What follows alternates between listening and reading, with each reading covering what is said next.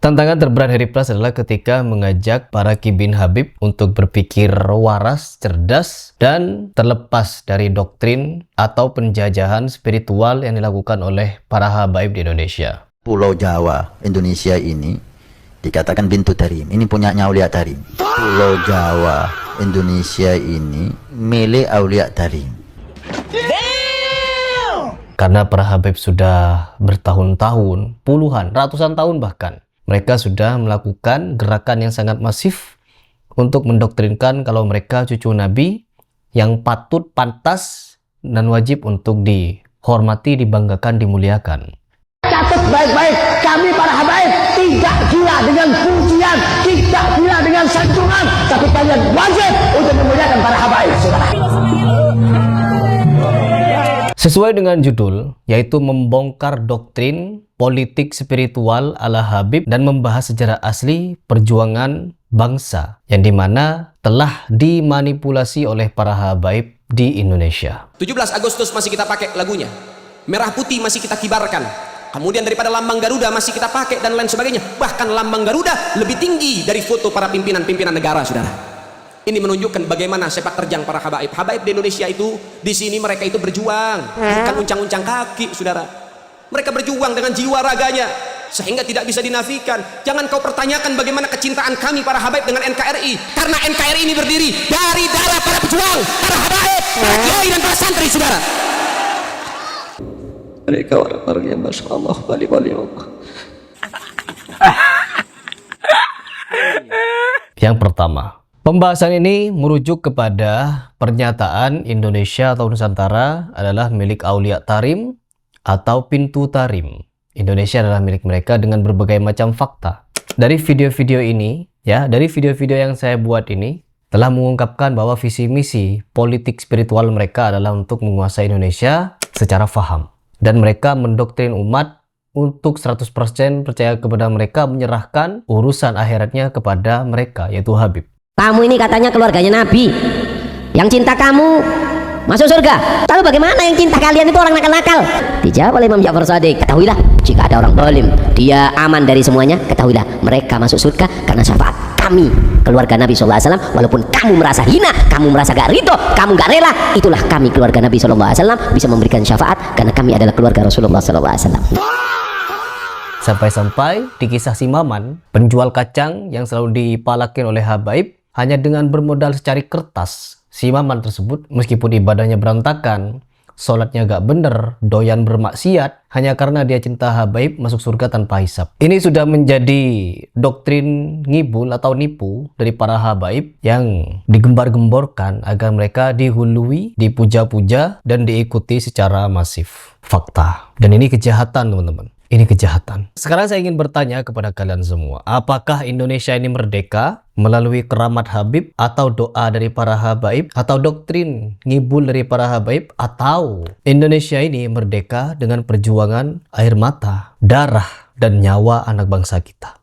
Tentunya kalau kita menelisik sejarah lagi, Indonesia merdeka melalui perjuangan air mata dan darah, beserta nyawa anak bangsa. Setelah membedah berbagai macam pernyataan dari habaib, yang banyak mereka mendoktrin kengibulan kepada umat di Indonesia, tidak ubahlah pernyataan mereka itu seperti mengatakan kalau kita ini anak tiri di bangsa ini. Apa anak tiri? Hanya sekedar penumpang. Cium yang pakai dididikin, cium. Mahal kolwahnya beliau. Cium yang sujud. Ini mahal kolwahnya ibadahnya beliau. Saya selalu kalau doa saya bawa Habib Zain, Habib Umar. Karena dua sosok manusia ini yang sekarang ini yang memegang dunia. Dua sosok ulama besar, Habib Zain bin Ibrahim bin Zubair, kemudian Habib Umar bin Muhammad bin Sana. Saya mendapatkan cerita ini dari satu orang aulia. Dia katakan dunia ini ya dipegang oleh dua orang ini. Mereka orang-orang yang Masya Allah, bali-bali Allah. Beruntung menjadi anak didik mereka semuanya. Sedangkan mereka adalah pemilik aslinya. Terlihat jelas dari pernyataan mereka. Terlihat jelas juga dari ajaran mereka. Dan warisan ajaran mereka. Pondok-pondok pesantren. Yang dimana mereka mengajarkan sungkem-sungkem, ruku-ruku, cium kaki gus, kiai. Itu adalah ajaran yang diwariskan oleh para habaib. Paling utama, engkau sebelum ke Hadramut cium tangan dengan guru-gurumu yang dahulu kan ya. Ketika engkau pulang dari Hadramut semestinya bukan cium tangan, cium kaki. Pulang dari Hadramut semestinya bukan cium tangan, cium kaki.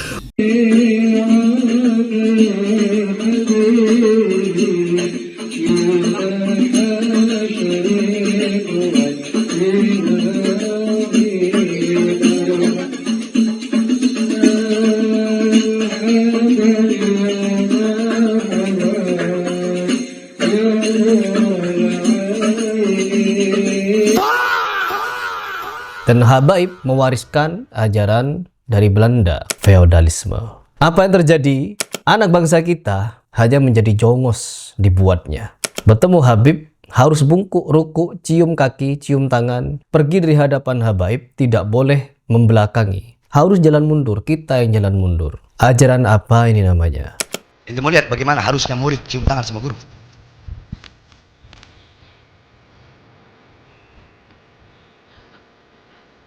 Kelas bakar ke belakang. Ente lihat dia ke belakang. Berani dia belakangnya? Ada nggak dia belakangnya? Ente belakangi guru ente. Ente terjalan. Dia terjalan belakangi gurunya.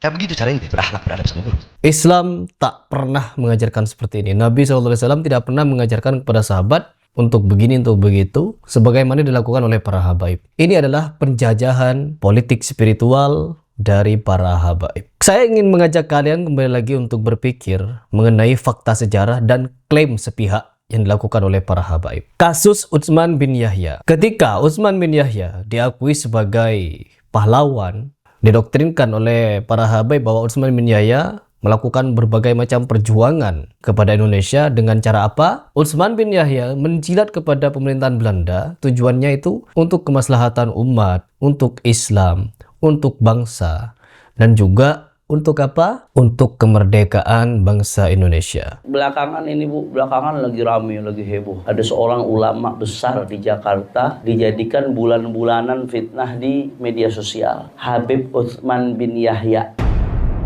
Belanda menjajah, kita sepakat. Cuman tuh waktu ya Belanda yang berkuasa. Maka Habib Utsman bagaimana caranya? Beliau melakukan mudaroh. Ada mudaroh, ada mudahana. Kalau mudahana itu ngejilat buat kepentingan duit. Mudahana itu ngejilat buat kepentingan harta. Itu mudahana. Itu haram hukumnya. Tapi ada namanya mudaro. Mudaro itu dia ngedeketin penguasa. Tujuannya buat apa? Buat kemaslahatan umat. Supaya syariat bisa jalan. Supaya meminimalisir mudarat buat umat. Itu yang dilakukan oleh Habib Utsman. Dan itu disaksikan oleh kiai-kiai Betawi. Padahal di masa Utsman bin Yahya menjadi kaki tangan Belanda, dia menjadi penyambung lidah teman-teman dari Belanda kepada bangsa pribumi untuk stop melakukan perlawanan, jihad, dan berjuang. Faktanya begitu.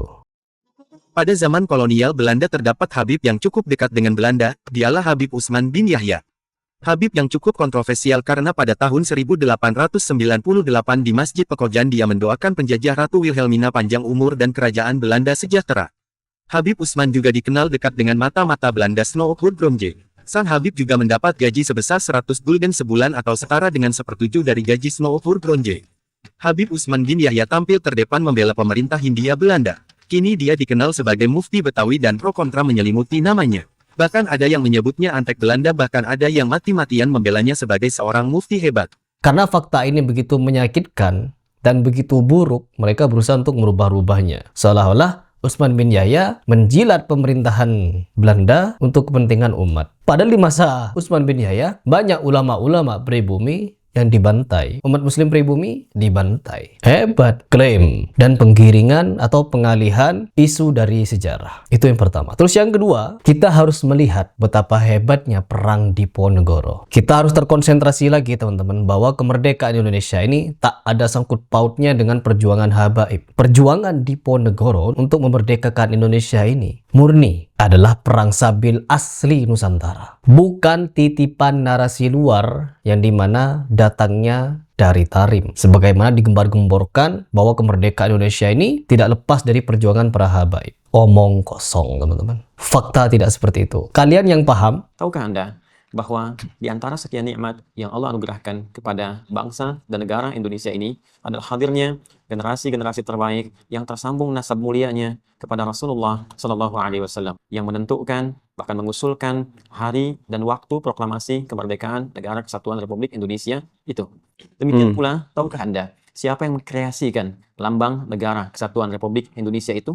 Dialah seorang Habib, bahkan yang diabadikan dengan nama bandara terkenal di Kalimantan itu, yaitu Habib Sultan Hamid yang kedua. Benarkah bendera merah putih itu konsepnya Habib Alikuita? Benarkah kemerdekaan 17 Agustus itu perintah Habib Alikuita? Dan yang ketiga, benarkah lambang burung Garuda karya Habib Hamid Al-Gadri? Pertanyaan itu sebenarnya pertanyaan yang sederhana jawabnya. Jadi ketika itu diperlukan lambang negara, lalu dibentuk panitia. Panitianya, ketuanya Ki Hajar Dewantara. Lalu anggota panitianya ada Yamin, ada Sultan Hamid.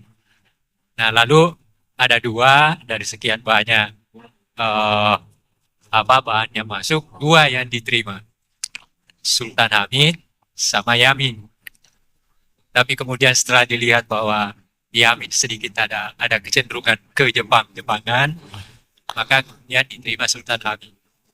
Tetapi, ada tetapinya.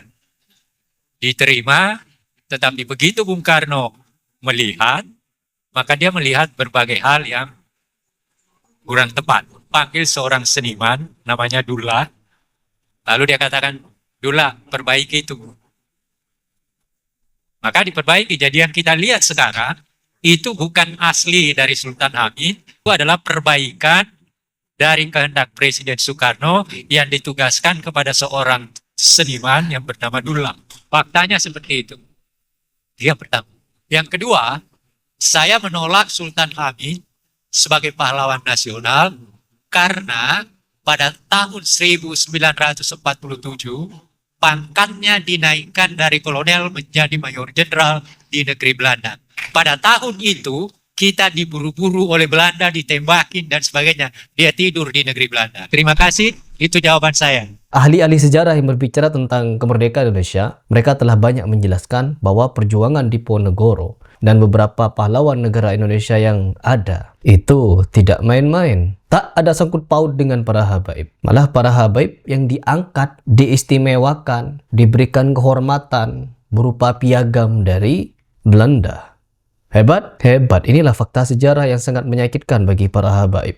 Di sini kita harus memberikan respon yang sangat keras, teman-teman, kepada pahlawan Kleiman yang digembar-gemborkan oleh para habaib. Ya, seolah-olah mereka ingin menjadi pahlawan Indonesia dengan dongeng mereka. Berbicara masalah dongeng, ribuan tulisan atau kisah-kisah dongeng mereka banyak di buku-buku mereka. Di video mereka juga banyak yang berceramah ke sana-sini menceritakan dongeng khurafat dari leluhur mereka. Kleiman, pahlawan Kleiman. Melihat upaya dari para habaib juga, yang dimana mereka ini berusaha untuk mencangkok-cangkokkan nasab mereka dengan orang yang diistimewakan di Indonesia bagi umat muslim di Nusantara terkhusus, yaitu Wali Songo. Habib Rizik Syihab. Orang ini berusaha mati-matian untuk memba'alawikan para Wali Songo, yang sejatinya mereka bukan ba'alawi.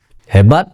Sekali lagi hebat. Mereka, para habaib ini, tidak punya data yang kuat untuk ngeklaim Wali Songo sebagai ba'alawi. Dan mereka juga tidak punya bukti yang autentik untuk memba'alawikan Wali Songo. Tapi mereka berusaha keras untuk memba'alawikan mereka. Satu hal, bahwa Rizik Syihab juga menyatakan Indonesia ini, semua pulau-pulaunya adalah para habaib yang mengislamkan.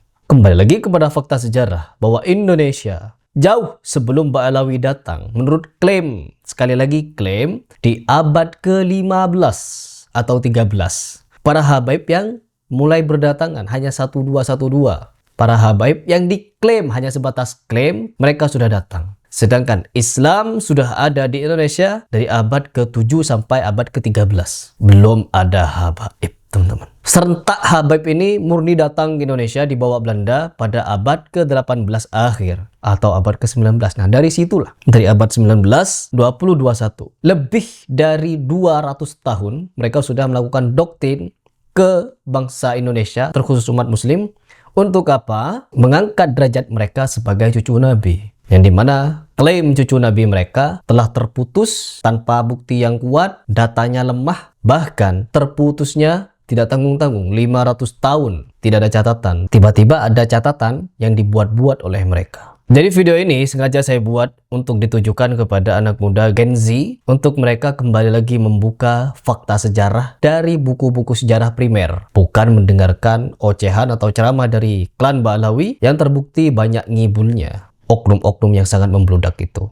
Agar apa? Agar kalian tidak mudah terdoktrin atau terbius dari dongeng halu dari para habaib yang selama ini sudah ratusan tahun berusaha untuk mengangkat derajat klan atau golongan mereka setinggi-tingginya dan merendahkan bangsa pribumi serendah-rendahnya. Sampai-sampai untuk mendapatkan surga, bangsa pribumi harus ngemis kepada mereka. Ketahuilah, mereka masuk surga karena syafaat kami, keluarga Nabi SAW. Walaupun kamu merasa hina, kamu merasa gak ridho, kamu gak rela, itulah kami keluarga Nabi SAW bisa memberikan syafaat karena kami adalah keluarga Rasulullah SAW. Ada bukti videonya, ada bukti tulisannya. Kita harus bangkit dari doktrin para Ba'alawi ini.